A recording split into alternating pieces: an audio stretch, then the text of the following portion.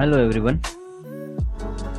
Please like, share and subscribe to this channel to get the next videos.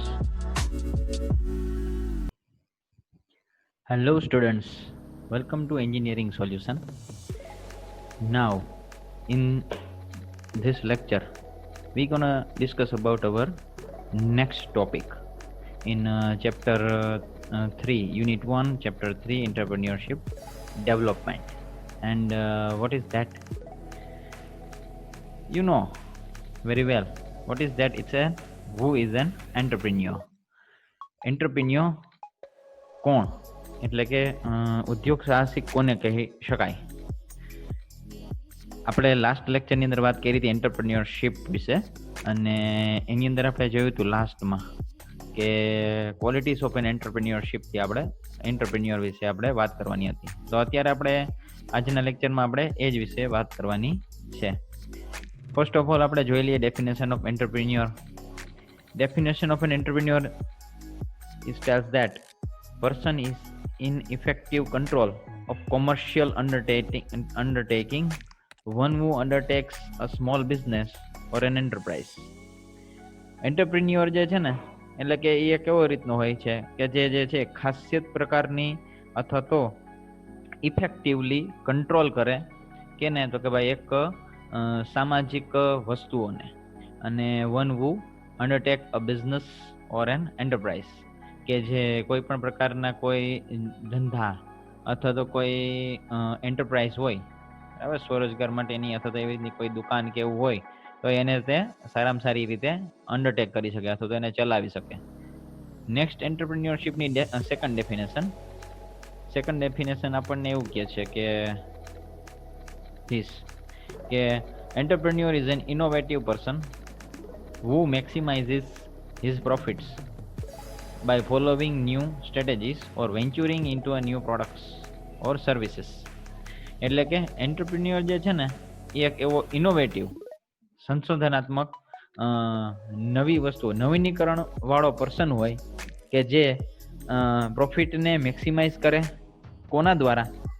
તો કે નવી strategies અથવા તો નવા સાહસ લઈ આવી કેની અંદર? તો કે પ્રોડક્ટ્સ એટલે કે ઉત્પાદન અને પ્રક્રિયાઓની અંદર, ઉત્પાદન અને કોઈ પણ પ્રકારની સર્વિસીસની અંદર જે વ્યક્તિ નવું સાહસ અને નવી સ્ટ્રેટેજી લઈ આવે તો તેના દ્વારા જે પ્રોફિટની અંદર વધારો કરે તે વ્યક્તિને તમે એન્ટરપ્રેન્યોર કહી શકો, કે જે એક નવીનીકરણ ધરાવતો એન્ટરપ્રેન્યોર, નવીનીકરણ ધરાવતો પર્સન હોય. Now qualities of an entrepreneur. What are the which are the qualities of an entrepreneur? આપણે ખબર છે કે કોઈ પણ વ્યક્તિને એન્ટરપ્રેન્યોર થવું હોય તો તેની અંદર થોડીક ક્વોલિટીઝ હોવી જોઈએ, just like innovation, knowledge, business, team, leadership, assertiveness, risk tolerance. તો આ સિવાય પણ ઘણા બધા એવા ફેક્ટર્સ છે, નોલેજ પણ. તો આ બધી વસ્તુઓ એવી છે કે જે એક એન્ટરપ્રેન્યોરની અંદર હોવી જોઈએ. એન્ટરપ્રેન્યોર એટલે કે જેનું ગુજરાતી થશે આપણે ઉદ્યોગ સાહસિક. તો આપણે આની પહેલા પણ અગાઉ પણ જોઈ લીધું એમ કે ભાઈ કન્ટ્રીની અંદર એટલે કે ઇન્ડિયન કન્ટ્રીની અંદર ઉદ્યોગ સાહસિકનું જે પ્રમાણ જે છે એ એકદમ ઓછું છે એમ, અને સેલરીડ જે જોબ જે છે એના કરતાં ઉદ્યોગ સાહસિકો જે છે એ બહુ ઓછા છે. અને એમ્પ્લોયમેન્ટ ઓપોર્ચ્યુનિટીઝ નું સર્જન પણ ઉદ્યોગ સાહસિકો દ્વારા જ કરવામાં આવે છે, પરંતુ ઉદ્યોગ સાહસિકો ઓછા છે એટલે ઓપોર્ચ્યુનિટીઝ પણ ઓછી જનરેટ થાય છે. તો આવી પરિસ્થિતિમાં મૂળભૂત પ્રશ્ન એ ઊભો થાય કે બધી જ વ્યક્તિઓ એટલે કે all the persons, all the public એમ એન્ટરપ્રેન્યોર કેમ નથી થઈ શકતી?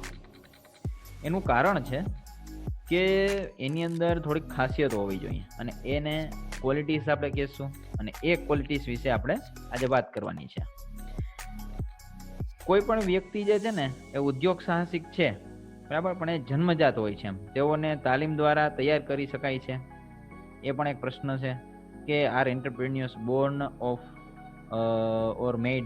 એને તમે જન્મજાત હોય છે કે તમે એને તાલીમ દ્વારા બનાવી શકો? તો આ બધી એક પ્રશ્નો છે બધા.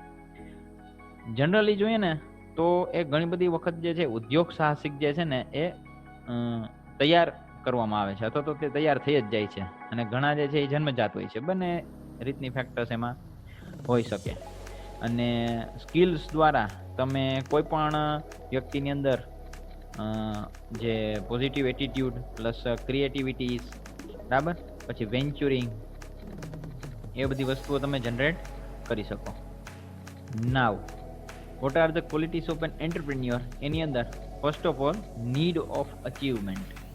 નીડ ઓફ અચીવમેન્ટની અંદર આપણે વાત કરશું તો તેની અંદર આવશે સિદ્ધિ માટેની અભિપ્સા, એટલે કે સિદ્ધિ માટેની જરૂરિયાત. એમ ઉદ્યોગ સાહસિક એક એવા પ્રકારની વ્યક્તિ છે કે જે જીવનમાં ઉચ્ચતમ ધ્યેય હાંસલ કરવાની એક બહુ જ ઈચ્છા ધરાવતો હોય એમ, અને કંઈક નવું કરી બતાવવાની એની એક બહુ જ એમ ઈચ્છા હોય એમ કે ભાઈ હું કંઈક નવી વસ્તુઓ જનરેટ કરી શકું.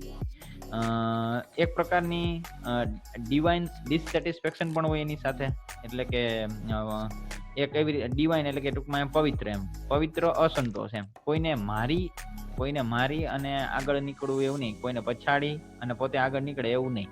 એની અંદર એવી રીતનું હોય કે હું બીજા કોઈ જે છે એ વ્યક્તિને તો કદાચ આગળ લઈ આવું સાથે સાથે પણ હું પણ આગળ નીકળું, તો ડિવાઇન ડિસસેટિસ્ફેક્શન હોય છે. એવી એની અંદર એક ભાવના હોય છે. અને કંઈક નવું પ્રોડક્ટ જનરેટ કરવાની એક સાયકિક સેટિસ્ફેક્શન પણ એની અંદર જે છે એ સતત કામ કરતી હોય છે, અને એના માટે એ કન્ટિન્યુ એના માટે ટ્રાય કરતો હોય છે. તો આ માટે પોતાનામાં જ જે શ્રેષ્ઠ છે તે બહાર લાવવા સતત તે ટ્રાય કરે છે. અને આમ કરતા જે મર્યાદાઓ નડે ને તેને એ એકદમ એક્યુરેટલી અને એકદમ શાંતિથી દૂર કરવાનો પ્રયત્ન કરે છે. તેને કહેવાય નીડ ઓફ અચીવમેન્ટ. નેક્સ્ટ આવે છે ઇનોવેટિવ ક્રિએટિવિટી. તો ઇનોવેટિવ ક્રિએટિવિટીની અંદર શું આવશે? તો કે ઇનોવેટિવ ક્રિએટિવિટી એટલે કે કલ્પનાશીલ સર્જનાત્મક શક્તિ. ઉદ્યોગ સાહસિક જે છે ને એ કેવો હોવો જોઈએ? તો કે એક કલ્પનાશીલ હોવો જોઈએ, એમ ઇમેજિનેશન વાળો હોવો જોઈએ કે ભાઈ મારે આવી રીતનું કરવું છે, મારે એવું કંઈક ઇનોવેટિવ કરવું છે, તો એની પાસે એવી સર્જનાત્મકની શક્તિ હોવી જ જોઈએ, પણ સાથે સાથે કલ્પનાશીલ પણ હોવો જોઈએ, એમ કે હું આવી રીતનું કરીશ તો આવી રીતનું હું બની શકીશ. પછી કસ્ટમરની જે નીડ્સ જે છે એના વિશે તે કમ્પ્લીટ નોલેજેબલ હોવો જોઈએ કે ભાઈ કોઈ પણ ગ્રાહક જે છે તો એને કઈ જરૂરિયાત છે, અને કઈ પ્રોડક્ટ અને કઈ સર્વિસ જે છે એ ગ્રાહકને વધારે સારી લાગે છે, તો એના માટે તે તૈયાર હોવો જોઈએ, એટલા માટે એને ખબર હોવી જોઈએ, અને એના માટેના બધા જ કન્સેપ્ટ એને ખ્યાલ હોવા જોઈએ. પછી નેક્સ્ટ આવે છે કોમ્યુનિકેશન રિલેટેડ. તો કોમ્યુનિકેશન રિલેટેડ એની પાસે બધું ચેકિંગ પ્રોડક્ટ્સ એ બધી વસ્તુઓની એની પાસે માહિતી હોવી જોઈએ. સર્વિસીસ પ્રોડક્ટ્સ જે અવેલેબલ હોય માર્કેટની અંદર, તો એના માટે પણ એની પાસે ખાસ નોલેજ હોવું જોઈએ. ટેકનિકલ નોલેજ પણ એની પાસે થોડું હોવું જોઈએ. નેક્સ્ટ આવે છે ઇનિશિયેટિવ. ઇનિશિયેટિવની અંદર આપણે વાત કરશું ઉદ્યોગ સાહસિક એ ઔદ્યોગિક સાહસમાં ફર્સ્ટ ઓફ ઓલ જે છે એ ફર્સ્ટ સ્ટેપ પોતે લે છે. એટલે ટૂંકમાં એમાં રિસ્ક ટેકર ટાઈપનું એક કામ કરે છે. એમ ઉદ્યોગ સાહસિક હોય ને એ ઔદ્યોગિક સાહસમાં એટલે કે ઇન્ડસ્ટ્રીયલ લેવલની અંદર પોતે જ ટૂંકમાં પડવાની તૈયારી ધરાવે છે પહેલા જ, અને તેના મનમાં ઉદ્ભવેલી કોઈ પણ વિભાવનાને મૂર્તિમંત કરવા તે આગળ આવે છે. એટલે તેના જે માઇન્ડમાં જે કાંઈ પણ એનું જે એને જે ડિસાઇડ કરેલું હોય ને એ ડિસાઇડ કરેલી વસ્તુ એ બહાર લાવવા માટે પૂરેપૂરો એ મહેનત કરે છે એમ, અને પ્રયત્ન કરે છે. અને કોઈ પણ એક્ટિવિટી એ પાસ્ટના એક્સપિરિયન્સ ન હોય અથવા તો અન્યનું કોઈ એક્સપિરિયન્સ ન હોય, બરાબર ને, તેવી યોજનાઓ, તેવા પ્રોજેક્ટ્સ કે હાથ ધરવા માટે એ બહુ જ પહેલ વૃત્તિ કરે છે, એમ ફર્સ્ટ સ્ટેપ લે છે. He is the leader and not a follower. એક એન્ટરપ્રેન્યોર જે છે ને એ કેવો હોવો જોઈએ? એવો એમ he is a leader and not a follower. આ એની પાસે એક ક્વોલિટી હોવી જોઈએ.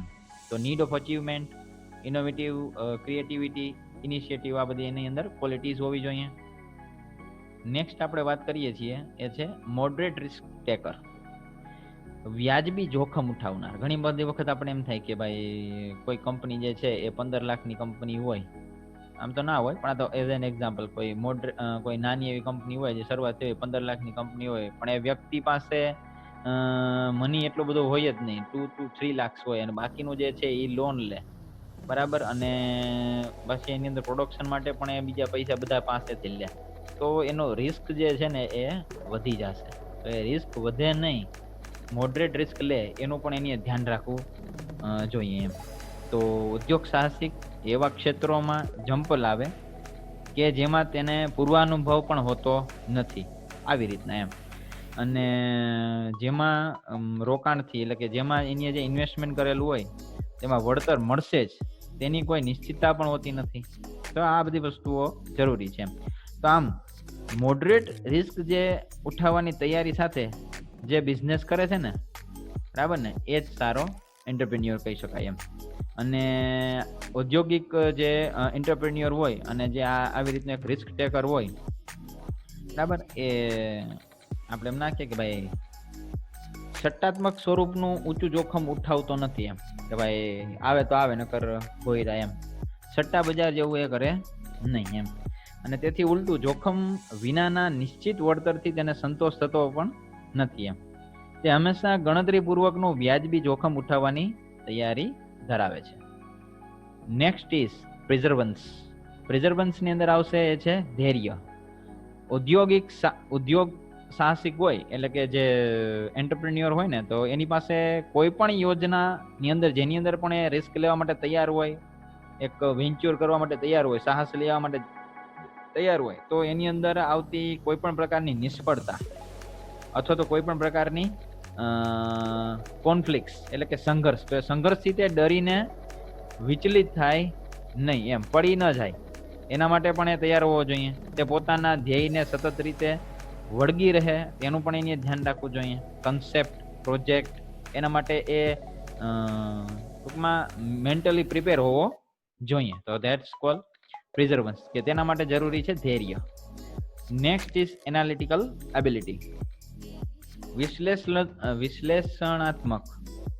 એની અંદર ઉદ્યોગ સાહસિક જે છે ને, એટલે કે એન્ટરપ્રેન્યોર, એ કોઈ પણ પ્રકારના બિઝનેસની અંદર, તો બિઝનેસ રિલેશનની અંદર અને સાથે સાથે એ ક્વેરીઝની અંદર કોઈ પણ પ્રકારના જે ક્વેરીઝ આવતી હોય, તો એ ક્વેરીઝની અંદર પણ તે કેવો હોવો જોઈએ, તો કે એક પ્રકારનો આમ લાગણીશીલ હોવો જોઈએ, સંવેદનશીલ ના હોવો જોઈએ ટૂંકમાં એમ. કારણ કે ઘણી બધી વખત તે દરેક ઘટનાનું યોગ્ય તાર્કિક અને બુદ્ધિગમ્ય મૂલ્યાંકન કરી અને તેને અનુરૂપ તે વર્તે ને, તો જ આગળ નીકળી શકે. નકર ઘણી વખત લાગણી અને સંવેદનશીલના હિસાબે તે પોતાના જે કાંઈ પણ જે ગોલ હોય, તો ગોલથી સાઇડ ટ્રેક થઈ જશે. What is next qualities of an entrepreneur? તો નેક્સ્ટ ક્વોલિટીઝની અંદર આવશે એ છે ફોરસાઇટ. ફોરસાઇટ એટલે કે સતત આપણે દૂરદ્રષ્ટિ એમ.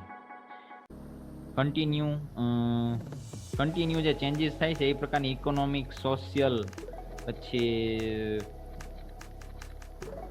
ટેકનોલોજીકલ બધી જે બિહેવિયર્સ અત્યારે ચેન્જ થઈ રહ્યા છે, તો તેવા સમયની અંદર પોલિટિકલ રિલેશન પણ અત્યારે ઘણા બધા ટૂંકમાં પોલિટિકલ એન્વાયરમેન્ટ પણ ચેન્જ થઈ રહ્યું છે. તો આવા સમયની અંદર પર્યાવરણમાંથી ઉદ્ભવતા ફેરફારોમાંથી ઉદ્ભવતા જે સંભવિત પ્રશ્નોનો અભ્યાસ જે કરે, બરાબર, અને એમાં આવતા ફેરફારોની સામે તે પોતાની ઓપોર્ચ્યુનિટીઝ, પછી થ્રેટ્સ, એનું મૂલ્યાંકન કરે, તો એને કહેવામાં આવે ફોરસાઇટ. તો આ ક્વોલિટી પણ હોવી જોઈએ. નેક્સ્ટ આવે છે ઓપ્ટિમિઝમ. ઉદ્યોગ સાહસિક ભૂતકાળના જે કાંઈ પણ અનઇવન એક્સપિરિયન્સીસ હોય છે એના, એટલે કે પ્રતિકૂળ એવા, તો એ અનુભવીને ધ્યાનમાં રાખે, એને રિકોગ્નાઇઝ કરે, અને મેન્ટલી પડી ભાંગવાની જગ્યાએ તે કરંટ સિનારિયાને જોઈ અને પોતાના જે અનુભવ હોય એના આધારે તે આગળ નીકળવા માટે તૈયાર થાય. એને કહેવાય આશાવાદી વલણ. નેક્સ્ટ કહેવામાં આવે છે મેનેજરિયલ સ્કિલ, એટલે કે એની અંદર સંચાલનની સ્કિલ પણ હોવી જોઈએ. સફળ ઉદ્યોગ સાહસિક હોય ને, તો એની અંદર એક આ મેનેજરિયલ સ્કિલ હોવી જરૂરી છે. કારણ કે પ્રવૃત્તિ અને કાર્યનું અગાઉથી આયોજન, એટલે કે પ્લાનિંગ, તે કરવા માટે સક્ષમ હોવું જોઈએ. પછી સાધનો એકત્રિત કરી અને તેનું તંત્ર, એટલે કે એનું ઓર્ગેનાઇઝેશન તૈયાર કરવું. પછી લીડિંગ, એટલે કે યોગ્ય નેતાગીરી કરવી. પછી મોટિવેશન, એટલે કે મોટિવેટિંગ, એટલે કે કોઈ પણ અધર પર્સન હોય તો તેને કાર્ય માટે મોટિવેટ કરવા, અભિપ્રેરિત કરવા. અને કંટ્રોલિંગ એટલે કે સમગ્ર એક્ટિવિટી દરમિયાન કંટ્રોલ રાખવો. તો આ બધી વસ્તુઓ એની અંદર હોવી જોઈએ. નેક્સ્ટ આવે છે ડાયનેમિઝમ. ડાયનેમિઝમ એટલે કે ગતિશીલતા. ઉદ્યોગ સાહસિક જે છે હંમેશા ગતિશીલ હોવો જોઈએ. તેની રૂઢિ અથવા તો કોઈ જૂના જે એના જે એક્સપિરિયન્સ હોય તો એના આધારે જ ના હોવો જોઈએ એમ. પછી સ્ટેટિક ન હોવો જોઈએ, એ ડાયનેમિક હોવો જોઈએ. અને અન્યના નવા વિચારો અને ઉપયોગો, એ ઉપયોગી જે નોટ્સ હોય તો એ નોટ્સને તે એક્સેપ્ટ કરે. અને જે કાંઈ પણ એન્વાયરમેન્ટલ જે ચેન્જીસ આવતા હોય, એટલે ટૂંકમાં આવી રીતના સામાજિક, આર્થિક, રાજકીય, તો એની સાથે સાથે પોતે પણ ચેન્જ આવે એમ, પોતાની અંદર પણ ચેન્જ લઈ આવે એમ. તો ધેટ્સ કોલ્ડ ડાયનેમિઝમ.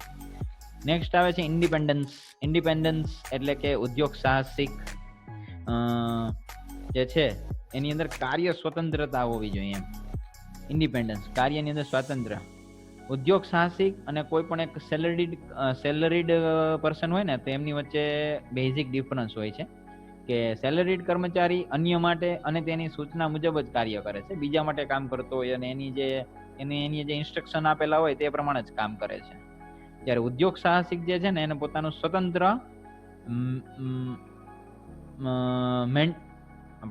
સ્વતંત્ર માઇન્ડસેટ હોય છે, પોતાનું ઇન્ડિપેન્ડન્ટ માઇન્ડસેટ હોય છે. અને તે પોતાની રીતે જ પોતાનું કામ કરતો હોય. પોતાને જે યોગ્ય લાગે એ જ પ્રકારનો ડિસિઝન તે લે છે અને એ જ પ્રમાણના ડિસિઝનની ઉપર એક્ટ કરે છે એમ, એટલે કે અમલવારી કરે છે. અને એના માટે ટ્રાય જ કર્યા રાખે છે એમ. અને જ્યારે પણ આવશ્યકતા લાગે ત્યારે અન્યની સલાહ સૂચન પણ લે છે. તો that's cold independence. Next is, હવે લાસ્ટ આપણે છેલ્લી 3 જ છે. First of all is positive self concept. ઉદ્યોગ સાહસિક જે છે એ પોતાની શક્તિઓ અને મર્યાદાઓથી સભાન હોવો જોઈએ. એને ખબર હોવી જોઈએ કે આપણી પાસે કેટલી એનર્જી છે, ટૂંકમાં એમ કેટલી વસ્તુઓ પડેલી છે અને આપણે કઈ રીતના આગળ નીકળવાનું છે.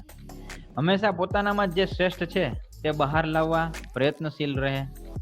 અને કંઈક કરી છૂટવાની તેની અંદર તમન્ના હોય. તેના સર્જનાત્મક વિચારો તે સતત તે પોષતો રહે, એટલે કે એને ડેવલપ કરતો રહે. અને આગળ એક્ટિવિટી માટે તે સતત કાર્યશીલ રહે એમ. તો એને કહેવાય પોઝિટિવ સેલ્ફ કન્સેપ્ટ. નેક્સ્ટ આવે છે સ્ટ્રેસ ટેકર.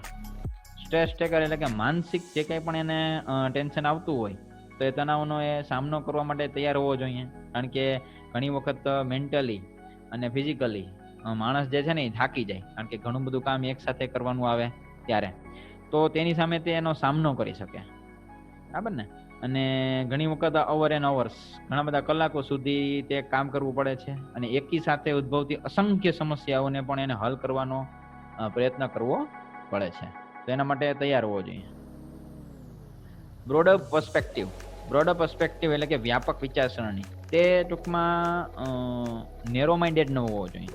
સફળ ઉદ્યોગ સાહસિક એ સંકુચિત સ્થિતિમાં એમ, એટલે કે નેરો માઇન્ડ ન હોવો જોઈએ. અહીંયાથી એના નેરો માઇન્ડમાંથી એ દૂર થઈ અને એની દરેક પ્રશ્નને વ્યાપક ફલક પર કામ કરવા માટે એની તૈયાર રહેવું જોઈએ. હરેક પ્રશ્નની ઉપર એની કામ કરવા માટે તૈયાર હોવો જોઈએ. અને તે વ્યવહારુ વલણ અપનાવી અને સમસ્યાઓ હલ કરવાનો પ્રયત્ન કરતો હોવો જોઈએ. તો આ બધી વસ્તુ જે છે એ ક્વોલિટીઝ ઓફ એન એન્ટરપ્રેન્યોર ની હતી. ઓકે, નેક્સ્ટ હવે એના પછી આપણે વાત કરશું એ છે special qualities of a diploma holder as a self employer. તો સેલ્ફ એમ્પ્લોયરની અંદર કયા પ્રકારના ઉદ્યોગ સાહસિક હોય કે જે ડિપ્લોમા હોલ્ડર છે, એટલે કે સ્વરોજગાર માટે ડિપ્લોમા ઇજનેરીની લાયકાત ધરાવનાર માટે આવશ્યક વિશિષ્ટ ગુણો, special qualities of diploma holder as a self employer. Basically આની અંદર 7 ક્વોલિટીઝ હોવી જોઈએ ડિપ્લોમા હોલ્ડર પાસે સેલ્ફ એમ્પ્લોયર બનવા માટે. પણ આપણે અત્યારે બહુ લેન્ધી છે એટલે આપણે અત્યારે 3 થી 4 ક્વોલિટી વિશે ડિસ્કશન કરશું. થોડુંક ડીપમાં જોવું પડશે, એટલે જોઈએ આપણે. ફર્સ્ટ ઓફ ઓલ આવે છે development of networking and personal contacts. Mechanical ઇજનેરી, મિકેનિકલ જે એન્જિનિયર હોય ને તે બિઝનેસની સાથે સાથે ટૂંકમાં બહુ સારામાં સારી રીતે બીજી ઘણી બધી જગ્યાએ જોડાયેલો હોય છે. એટલે કે ધંધાકીય ઉપયોગની વ્યાપકતા એટલી વિશાળ છે કે તેનો ઉપયોગ બધા જ ક્ષેત્રો જેમ કે એગ્રીકલ્ચર, બિઝનેસ, ઇન્ડસ્ટ્રી, સર્વિસીસ, ઘણી બધી જગ્યાએ મિકેનિકલ એન્જિનિયર જે છે એ કનેક્ટ થયેલો છે. આપણને ખબર છે કે એની ઘણી બધી સબ બ્રાન્ચીસ છે. અને આ નોલેજનું એન્જિનિયર જે છે એ એન્જિનિયર વચ્ચે નેટવર્કિંગ અથવા તો પર્સનલ કોન્ટેક્ટ દ્વારા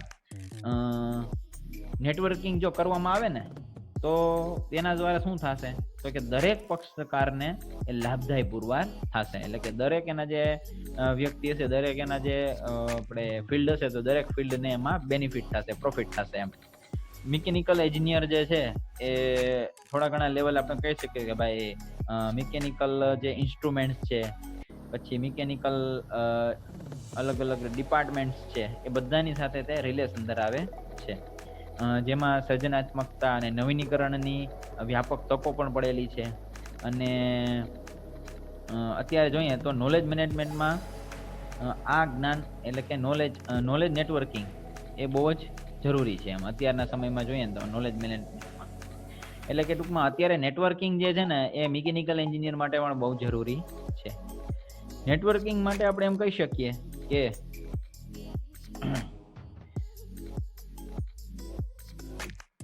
અન્ય વિકસિત દેશોમાં ઘણી બધી ફોર્મલ રિલેશન રિલેટેડ જે બિઝનેસ થતા હોય તો તેની અંદર પણ ડાયનેમિકલી જ્યારે કોઈ પણ કામ કરવું હોય એટલે કે ગતિશીલ કોઈ અસરકારક ગતિ પૂરી પાડવી હોય તો એના માટે નેટવર્કિંગ જે છે એ બહુ જ જરૂરી છે.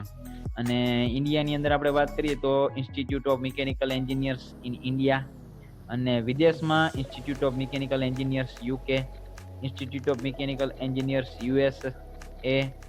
તો આવી અલગ અલગ જે છે એ એનું ત્યાં સ્થાપવામાં આવેલી છે. અને આ સંસ્થાઓ દ્વારા શું થાય છે તો કે ભાઈ એના દ્વારા શૈક્ષણિક પ્રચાર, તાલીમ, સંશોધનો અને એના દ્વારા મિકેનિકલ એન્જિનિયર્સ જે છે એની અંદર એક્સેલન્સ એ વધારવાનો પ્રયત્ન કરવામાં આવે છે એમ. તો આ સંસ્થાઓ જે છે ને એ મિકેનિકલ એન્જિનિયર્સના જે ટેકનિકલ સ્કિલ જે છે, શૈક્ષણિક નોલેજ જે છે તો એ નોલેજ રિલેટેડ અને એને ઇમ્પ્રૂવ કરવા માટે અત્યારે બહુ જ એમ કે આગળ પડતી છે અને કામ કરી રહી છે. Next is benefits of networking. તો નેટવર્કિંગના શું લાભ થાય? જો મિકેનિકલ એન્જિનિયર જે છે ને એ પણ નેટવર્કિંગ સાથે જોડાયેલો જ છે. આપણે એમ થશે કે નેટવર્કિંગ એ that's only for management and for MBA student, પણ એવું નથી. કોઈ પણ વ્યક્તિ હોય બરાબર મિકેનિકલ એન્જિનિયર એમ, તો એ મિકેનિકલ એન્જિનિયર જે છે એ જો એની પાસે નેટવર્ક હશે તો તે પોતાની પ્રોડક્ટ જે છે એ એક જગ્યાએથી બીજી જગ્યાએ વેચી શકશે. અને એ નોલેજ જે છે એ સાંખ્યિક, ગુણાત્મક બંને રીતે અસાધારણ એની અંદર વધારો થશે. મિકેનિકલ એન્જિનિયર એ નોલેજની વ્યાપક જો એના અમલીકરણને કારણે વિકેન્દ્રિત રીતે મિકેનિકલ એન્જિનિયરો દ્વારા માઇક્રો અને લઘુ કક્ષાના એકમોની સ્થાપના દ્વારા આવા લાયકાત ધરાવતા ઇજનેરો રોજગારીને બદલે ઉદ્યોગ સાહસિકતાને પ્રાધાન્ય આપે છે. આપણને ખ્યાલ હોવો જોઈએ કે જ્યારે મિકેનિકલ એન્જિનિયર છે જો એની પાસે નેટવર્ક હશે તો તે પોતાના એન્જિનિયરિંગના જે નોલેજ જે છે એનો ઉપયોગ કરી અને માઇક્રો અને સ્મોલ લેવલના યુનિટ્સ જે છે એનું પ્લાન્ટ કરી અને તેના દ્વારા જે છે એ પોતે પણ સેલ્ફ એમ્પ્લોયડ થઈ શકે છે. તો એને સેલરીડ પર્સન થવાને બદલે શું થવું પડશે, એને શું થશે તો કે ભાઈ પોતે જ સેલ્ફ એમ્પ્લોયર થઈ શકશે. મિકેનિકલ એન્જિનિયરિંગમાં નેટવર્કિંગની પ્રક્રિયાને કારણે યંત્ર ઇજનેરો શું થયું છે તો કે ભાઈ આલ્બર્ટ આઇન્સ્ટાઈન કે જેને પેશનેટ ક્યુરિયોસિટી કહે છે એમ કે ભાઈ ધૈર્યવાન જિજ્ઞાસા, તેનો જન્મ થાય છે એમ. અને ઇજનેરોમાં તાર્કિક પ્રક્રિયાથી સર્જનાત્મક વિચારોનો ઉદય થાય છે. આ પ્રક્રિયાથી ધાતુ, પ્લાસ્ટિક, લાકડું, કાગળની નવીનતમ ઉપયોગ કરીને નવી પેદાશો ઓછા ખર્ચે અને ઉચ્ચ ગુણવત્તાવાળી તૈયાર થાય છે, જે માનવીઓની અનેક જરૂરિયાતો પૂર્ણ કરીને માનવ જીવનની ભૌતિક સુખાકારીમાં વધારો કરે છે. તો આવી રીતના મિકેનિકલ એન્જિનિયર જે છે એ જો પેશનેટ ક્યુરિયોસિટી ધરાવતા હોય તો એ આગળ ઘણી બધી જગ્યાએ પોતાનું સ્થાન જે છે એ સ્થાપી શકે છે. એનું એક અત્યારે એક એક્ઝામ્પલ પણ છે કે દુર્ગાપુરની અંદર વેસ્ટ બેંગાલની અંદર central mechanical engineers research institute એટલે કે CMERI આવેલી છે. કે જેનું ફાઉન્ડેશન 1958માં કરવામાં આવેલું હતું. અને આ સંસ્થા એ કરન્ટલી એક રિસર્ચ એરિયાની અંદર એનો સમાવેશ થાય છે. આની અંદર મિકેનિકલ એન્જિનિયરિંગ રિલેટેડ ઘણી બધી વસ્તુઓ જે છે ને એનો રિસર્ચ થાય છે, જેમ કે robotics, mechatronics, microsystem, cybernetics, precision agriculture, post harvest value adding machineries, પછી એમ્બેડેડ સિસ્ટમ, આવી રીતના ઘણી બધી વસ્તુઓ છે, નેનો ટેકનોલોજીસ ને એ બધી એમ. અને તો આ સંસ્થા દ્વારા શું થયું કે ભાઈ આવા ઘણી બધી ઇમ્પોર્ટન્ટ વસ્તુઓ ઉપર એની રિસર્ચ કરેલું છે અને એન્જિનિયરિંગ જે નોલેજ હતો એને ડેવલપમેન્ટ કરેલું છે. અને આના દ્વારા શું થયું કે ભાઈ ઇન્ટરનેશનલ લેવલ ઉપર પણ એને ઘણા બધા CMERI ને એવોર્ડ્સ મળેલા છે.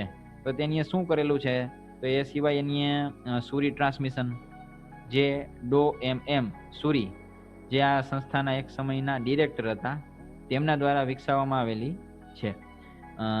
આ એક ઇન્ટિગ્રેટેડ પાવર પેક પદ્ધતિ છે, જેમાં ડિજિટલ એન્જિનની રિવર્સ ગવર્નિંગ પદ્ધતિનો ઉપયોગ થાય છે, જેનું હાઇડ્રોમિકેનિકલ ટ્રાન્સમિશનનું સુપર ઇમ્પોઝિશન થાય છે.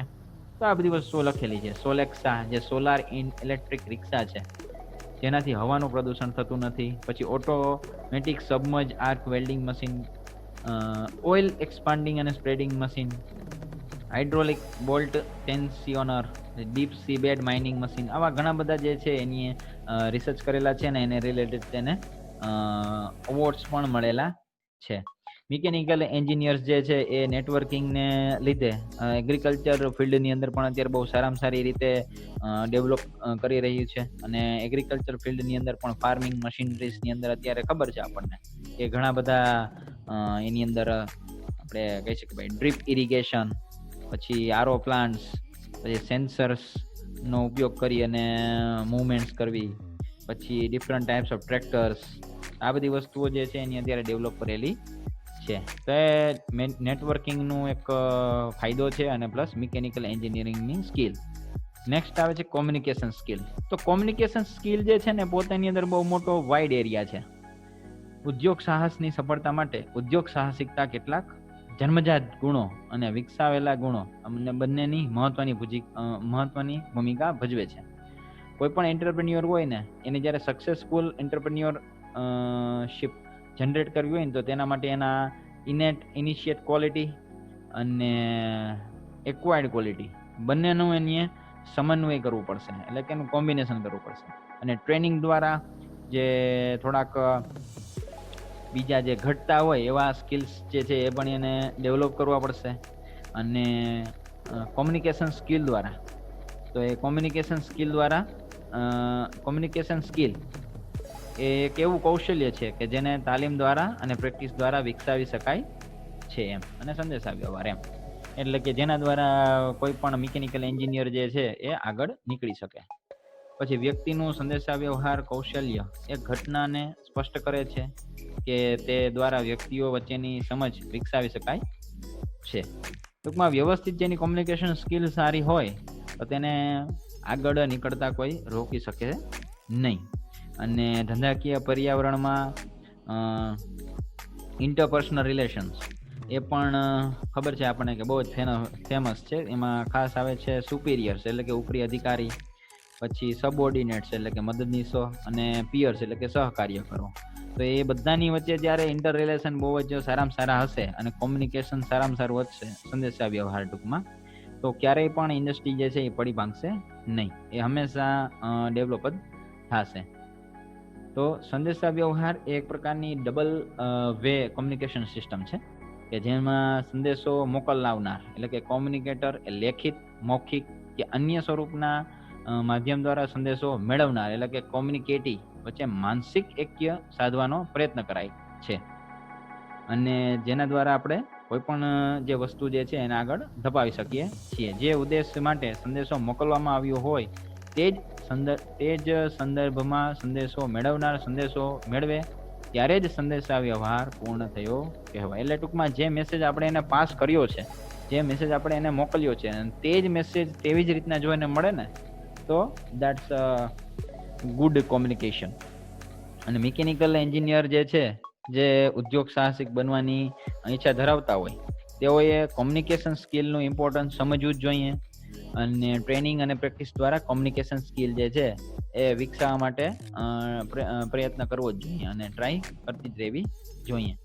કોમ્યુનિકેશન સ્કિલની અંદર આપણે નેક્સ્ટ જોઈએ તો કોમ્યુનિકેશન સ્કિલ એ હ્યુમન રિલેશન્સની અંદર કેટલું મહત્વ ધરાવે છે, તો કે સામાજિક માનસશાસ્ત્રના એક નિષ્ણાંત છે લુઈ એલન, તો એ પણ કહે છે કે સંદેશા વ્યવહાર એ વ્યક્તિઓ દ્વારા થતી એવી કુલ પ્રવૃત્તિઓનો સરવાળો છે કે જે દ્વારા એક વ્યક્તિ તરફથી અન્ય વ્યક્તિની માનસિક સમજ વિકસાવવા માટે કરવામાં આવતી હોય છે. એમ ઉદ્યોગ સાહસિકો માટે અસરકારક ધંધાકીય પ્રવૃત્તિઓ માટે નીચેના પ્રકારના સંદેશા વ્યવહાર એ આવશ્યક બને છે. ક્યાં આપણે જોઈ લઈએ તો વિરોધીઓનો ખરાબ ઈરાદાઓને ખુલ્લા પાડવા માટે કોમ્યુનિકેશન જરૂરી છે.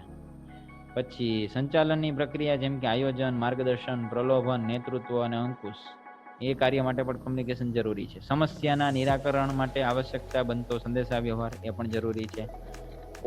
કોન્ફ્લિક્ટ રિઝોલ્યુશન સંઘર્ષ નિવારણ માટે, ખાસ કરીને ગેરસમજ આધારિત સંઘર્ષો દૂર કરવા માટે કેટલાક હાર્ડ સ્ટેપ્સ જે અનઇવન રીતે પણ તમારે લેવા પડે અને એને સમજાવવા માટે એ પણ જરૂરી છે કોમ્યુનિકેશન સ્કિલ.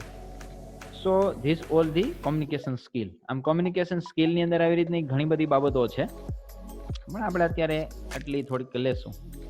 નેક્સ્ટ આવે છે ટ્રાન્સફરેબલ વર્ક સ્કિલ, એટલે કે તબદીલ કરી શકાય તેવું કાર્યકારી કૌશલ્ય. સ્કિલ જે છે ને એ ટ્રેનિંગ અને પ્રેક્ટિસ એ બંને દ્વારા આપણને અચીવ થઈ શકે છે, પ્રાપ્ત થઈ શકે છે, અને એક પ્રકારનું સ્પેશિયલ સ્કિલ છે એમ.